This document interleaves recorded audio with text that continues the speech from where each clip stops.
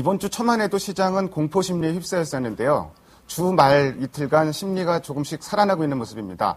어떻게 접근해야 될지 3인의 전략에서 알아보도록 하겠습니다. 오늘 이 시간에는 머니투데이 방송의 이학령 전문위원, 주식투자연구소의 박춘호 소장 두 분 함께 하십니다. 안녕하십니까? 안녕하세요. 네, 안녕하세요. 시장의 중심이 되는 키워드를 하나하나씩 확인해 보도록 하겠습니다. 먼저 5위부터 3위까지 키워드를 화면을 통해서 확인해 보도록 하겠습니다. 오늘의 5위 키워드는 철근 가격 인상 합의입니다. 건설업계와 제강업계가 철근 가격 인상에 합의했습니다. 당초 제강업계의 요구안에는 소폭 못 미쳤습니다. 4위 키워드는 ECB 기준금리 동결입니다. 예상대로 ECB에서 기준금리를 동결했습니다. 다만 시장 관심은 추가 유동성 공급 쪽으로 모아졌습니다. 3위 키워드는 은행주 강세입니다. 론스타 판결, 유로존 위기감 완화 등으로 은행주가 강세를 보이고 있습니다. 은행주 주가 전망에 대해서도 알아보도록 하겠습니다. 유로존 얘기 먼저 하겠습니다. 예상대로 금리는 동결됐고요. 다만 이제 그 장기 대출 프로그램이라든지 커버드 펀드 매입, 이런 쪽으로 이제 유동성 공급 쪽으로 시장의 관심이 좀 그쪽으로 이전되면서 상당히 긍정적인 모습입니다. 박춘호 소장님께서는 글쎄요, 이제 지금 그리스가 문제가 아니라 은행 살리기가 이제 핵심이다, 이런 쪽으로 관심이 모아지는 것 같은데요. 덱시아 은행 파산 위기가 오히려 이제 전화위복이 된 것 같기도 하고요. 이런 상황에 대해서 어떻게 보시는지, 또 한 가지는 또 영국에서 2차 양적 완화를 발표를 했는데 이 부분도 좀 긍정적으로 보시는지 같이 말씀해 주십시오. 예, 그렇습니다. 이전부터 사실상 IMF 총재가 새로 바뀌면서 라가르드 총재가 강력한 위험을 경고하면서 유럽 리더들이 행동에 슬슬 나서기 시작했죠. 그러니까 지금은 모든 조치들이 이제 행동으로 옮긴 지 일보 조금씩 더 진보하고 있다. 이것이 시장의 가장 좋은 시그널인 것 같습니다. 구체적으로 아직까지 갈 길이 멀지만 기본적으로는 이미 이제 미적거리든 또는 태만히 하던 업무를 하기 시작했고 행동을 하기 시작했다는데 시장이 신뢰를 얻고 있고, 이것은 조만간 좀 더 많이 진행된 상태로 진행될 것이다라는 기대감을 가지고 있는 것이죠. 영국이나 지금 ECB에서 양적 완화 정책을 하는 것도 아마 좀 더 강력한 조치가 나오는 것이 시장은 좀 더 반길 것이고, 지금 조치는 마땅히 벌써 했어야 될 일인데 다소 늦은 감 있지만 행동으로 나서서 다행이다. 시장에 조금씩 신뢰를 회복하고 있다는 것은 긍정적입니다.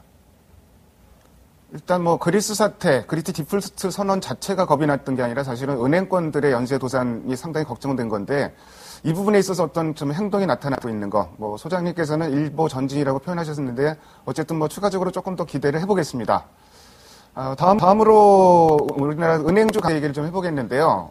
론스타 판결이 어제 있었고요. 그러면서 이제 하나금융지주에서 외환은행 인수가 이제 가능해진 게 아닌가. 근데 한쪽에서는 외환은행 주가가 너무 떨어졌기 때문에 여전히 걸림돌이 많다, 이런 얘기도 나오고 있고, 어쨌든 유로존 위기가 좀 진정된 국면에 접어들면서 글로벌 금융주들이 좀 강세를 보이는 점, 이 점이 이제 국내 은행주 쪽으로도 좀 전이가 되고 있는 양상인 것 같은데요.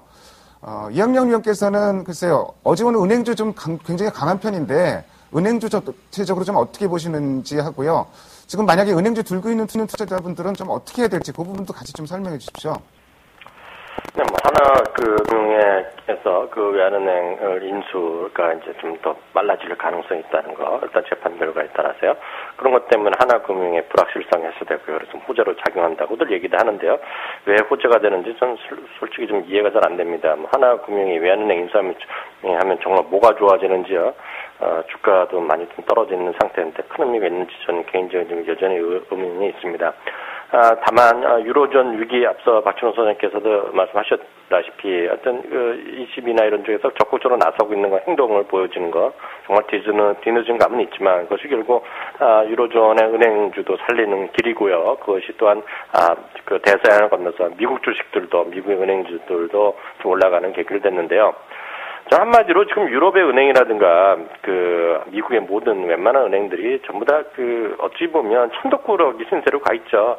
뱅크 오브 아메리카가 떨어지면 5불 70전, 또 올라가면 또 7, 8불전 가졌다가요. 하루 만에 1달러, 2달러 움직이면서 퍼센트지가 20, 30%가 쉽게 왔다 갔다 하고 있거든요. 제가 드리고 싶은 말씀은 여전히 워낙 많이 떨어져 있기 때문에 저평가된 건 맞긴 맞는데요. 그렇다고 해서 은행주가 어떤 은행주도 마찬가지입니다. 기본적으로 지수 대비 꾸준하게 추가 상승을 갈지에 대해서는 저는 여전히 회의적인 시각을 갖고 있습니다. 워낙 많이 빠졌기 때문에 하루 이틀 올라가는 것들이라고 보고 있고요. 그렇다고 해서 지금 갖고 계신 분 입장에서 보면 팔 수도 없고 살 수도 없는 그런 정말 어려운 구간에 와 있는 건 저도 인정할 수밖에 없습니다. 지금까지 갖고 마음고생하신 분 많으신데요. 지금 그런 분들은 좀 더 참고 기다리시란 말씀드릴 수밖에 없고요. 그럼 지금에서 은행주를 사겠느냐는 생각 갖고 계신다는 것을 질문하신다면요.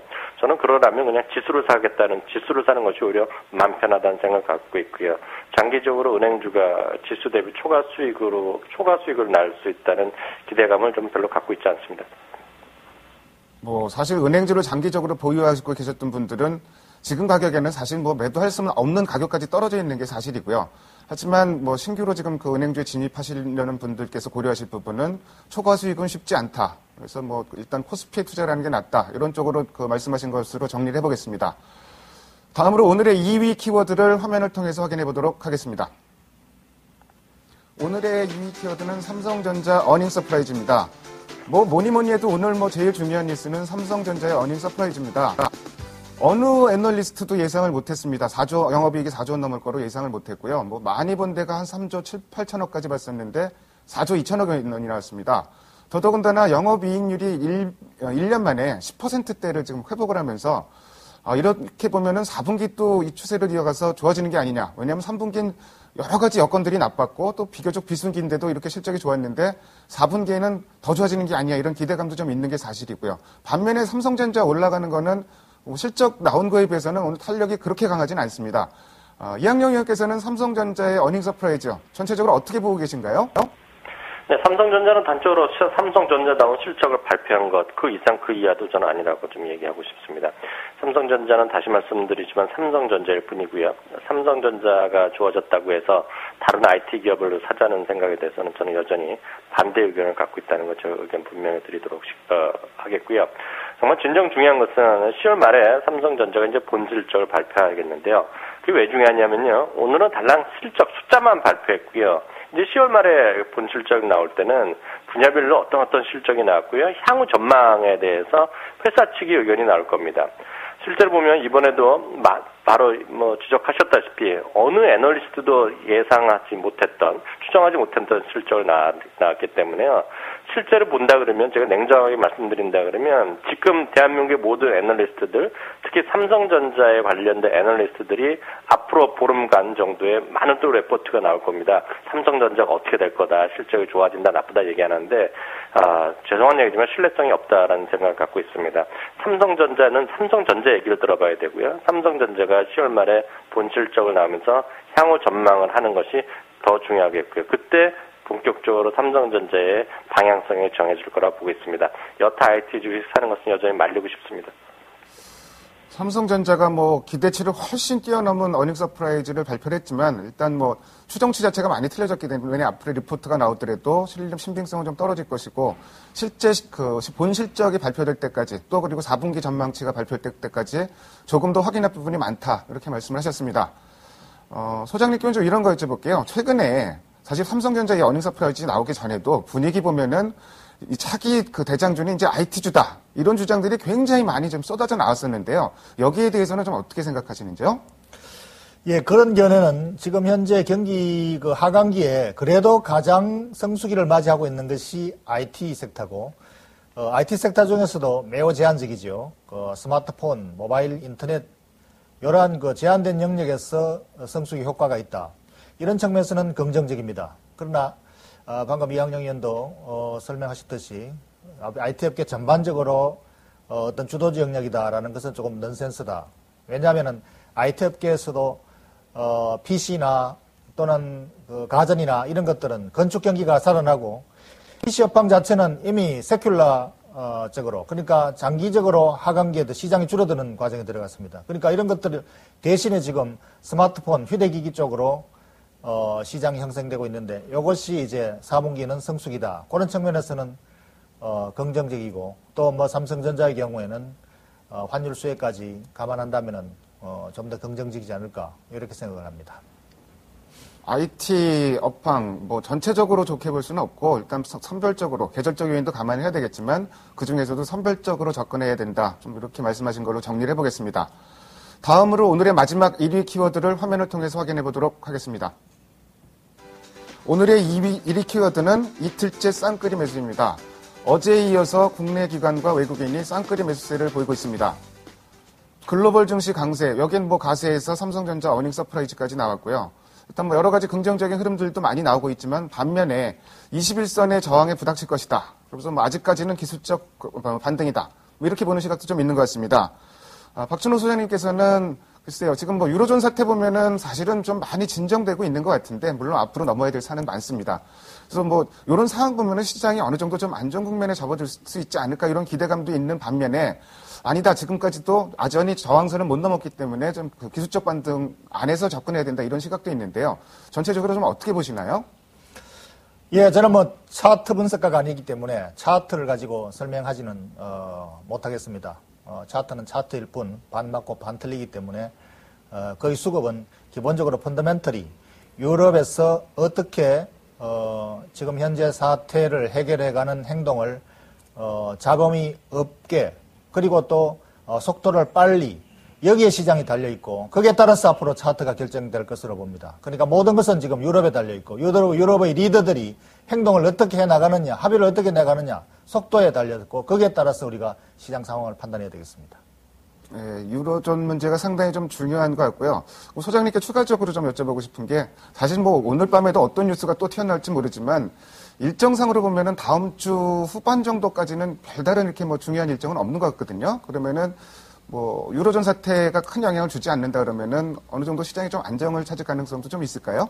예, 그 부분은 저는 어닝 시즌이기 때문에 기업 실적이 지금 시장에 작용할 때고 또 실제로 펀더멘털 경기 지표들도 시장이 우려하는 외부 요인보다는 비교적 괜찮게 나오게 되어 있습니다. 그렇기 때문에 그런 것들이 또 기업 실적이 간간히 어닝 서프라이즈가 나온다면은 이것이 시장을 견인하고 유럽 사태에 대한 노이즈를 조금 잠재워 줄 수 있는 안정을 찾을 수 있는 그런 기간으로 보고 싶습니다. 일단 뭐 어닝 시즌이 이제 시작이 됐고 뚜껑을 열어봐야 알겠지만 이제는 더 나빠질 게 없다. 뭐 이런 얘기들도 좀 많이 하고 있는 게 사실이고요. 그래서 어닝 시즌의 부담감이 그렇게 크진 않다 이런 쪽의 얘기도 좀 많이 나오고 있습니다. 근데 최근에 장세 흐름을 살펴보면은 뭐니 해도 낙폭과대주입니다. 낙폭과대주. 어제 오늘 특히 급등하고 있는 종목들을 보면은 어마어마하게 빠진 종목들인데요. 이학영 의원님께서는 글쎄요, 이런 낙폭과대주 중심으로 좀 선별적으로 접근해도 되는 건지, 사실 가격상으로만 놓고 보면은 워낙 뭐 반토막, 3분의 1 토막 난 종목들이 워낙 많기 때문에 그런 종목들이 일단 그 일정 수준 그 계속 기술적 반등을 해가는 과정으로 보여지는데 이런 종목 좀 매매를 좀 해도 될지 전체적인 전략도 같이 말씀해 주십시오. 네, 항상 흔히들 우리 시청자분들 편히 얘기 들으시고 아마 생각하시겠지만 워낙 많이 떨어져 있죠. 지수 자체도 떨어져 있고요. 종목별로 물론 뭐 신고가는 주식들 몇 개 있습니다. 그런 것들이 있죠. 근데 그런 것들이 오늘 또 많이 또 상대적으로 약하죠. 최근 들어서 예를 들어서 말씀드리면 제일기획 같은 건 꾸준히 좋았었는데 오늘은 그런 거 안 좋죠. 호텔신라 이런 것들이 상대적으로 살았던 것인데 오늘 별로 안 좋죠. 무슨 말씀이냐면 그리고 NHN도 마찬가지 잘 갔던 것이 약하고 이런 것들인데 상대적으로 많이 떨어진 것들이 올라가는 법은 어찌 보면 당연하죠. 뭐 교과서에 나와 있는 얘기인데요. 실제로 보면 어느 정도 저항선 초기에 반등해서 일정 저항선에 가기 전까지는 낙폭과대들이 돌아가면서 올라가는 건 일정 뭐 상식적인 얘기라고 보고 있습니다. 그럼 어느 정도까지를 봐야 되느냐면요. 1차적인 저항선 정도 1850 정도, 1820에서 50 정도까지는 아마 이런 흐름은 계속 갈 거라고 봅니다. 이런 와중에서 워낙 떨어지는 상황에서 PR이 몇 배다, 어떤 종목이 뭐 자동차가 어떠니, IT가 어떠니, 은행주가 어떠니, 증권주가 어떠니 이런 것은요. 실제로 보면 큰 의미가 없는 얘기죠. 그러다 보니까 최근 들어서 제일 많이 빠진 게 뭐겠습니까? 건설업종, 뭐 대표적인 것들이 거의 하한가 이틀 맞고 그러지 않았습니까? 그러니까 오늘 건설주 오늘 좀 살아나는 것이고요. 그 전에 해서 계속 엄청나게 빠진 게 또 조선주니까요. 조선주 올라가죠. 철강주도 마찬가지라고 보는데요. 그런 의미 한 1820에서 1850 정도까지는 계속될 거라고 보고 있습니다. 다만 저는요, 다음 주에도 기본적으로 뭐 큰 흐름에서는 벗어나기 힘들다고 보고 있습니다. 특히 오늘 밤에 그 한국 시간으로요. 미국에서 이제 그 9월 달에 관련된 실업률 보고서가 나올 텐데요. 그에 따라서 또 어떤 흐름이 벌어질지 또 아무도 예견하기가 쉽지 않은 구간이고요. 어닝 시즌도 뭐 3분기 어닝 시즌 소장님께서도 뭐 기대하는 것도 있고 그러시다고 하셨는데 저는 그 부분에 대해서 약간 다른 의견을 좀 갖고 있습니다. 왜냐하면 3분기 어닝 시즌이요. 뭐 워낙 실망들이 많을 거기 때문에 큰 기대 없다 하지만 저는 오히려 3분기에는 큰 관심이 없습니다. 왜냐하면 4분기에 대한 전망이 미국도 마찬가지, 우리나라도 마찬가지 어떤 커멘트들이 나올 거냐는 것인데요. 4분기 업황 자체가 워낙 불확실하기 때문에요. 웬만한 기업들이 4분기로 적극적인 전망을 하기를 주저할 가능성이 크다는 점을 본다 그러면 어닝 시즌도 저는 뭐 큰 기대를 하지 않는 것이 오히려 마음 편하고요. 오히려 낙폭과 대주를 찾으면서 단기적으로 대응하는 것이 오히려 합리적인 선택일 수 있다는 생각을 갖고 있습니다. 네, 시장은 여전히 뭐 기술적인 반등을 거치 못한 상황으로 보고 계신 것 같고 낙폭과 대주 중심의 선별적인 대응. 더불어서 이제 오늘 밤 미국 고용지표 발표되는데 일단 뭐 실업률은 컨센서스가 한 9.1% 정도 됩니다. 일단 뭐 ADP 민간 고용 같은 경우는 일단 호전됐기 때문에 조금 기대는 하고 있는데 어쨌든 좀 확인할 필요는 있을 것 같고요. 지금까지 5가지 키워드를 통해서 오늘의 시장 상황을 살펴봤습니다. 오늘 두 분 말씀 잘 들었습니다. 감사합니다. 감사합니다.